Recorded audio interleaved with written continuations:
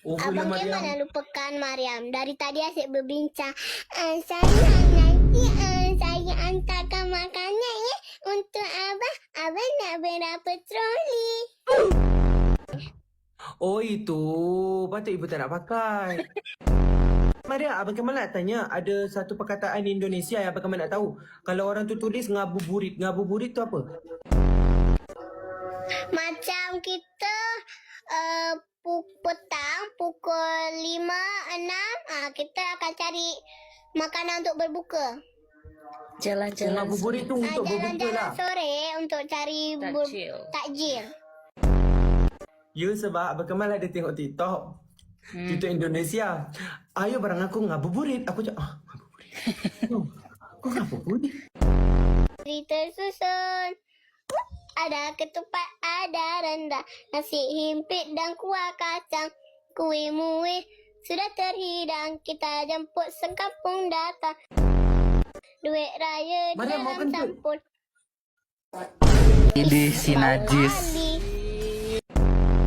Ajak jatuh kena Bang Kemal bah. Kau cakap apa ni? Pergi berak sana. Pergi berak sana. Ini keruk ke paratas. Kir-kur ke hari kita. Aduh. Dah buka berapa cm? 24 cm. Ya Allah, doktor. Buka dah 24 cm. Bismillah. Sorry, Kak. Mariam kata. Astagfirullahalazim. Anda semua berada dalam Mooding FM. Suara padu semua membadak bersama badak. Let's go. Semua gembira, hari mulia, hati bunga-bunga. Baju baru warna terang menyala.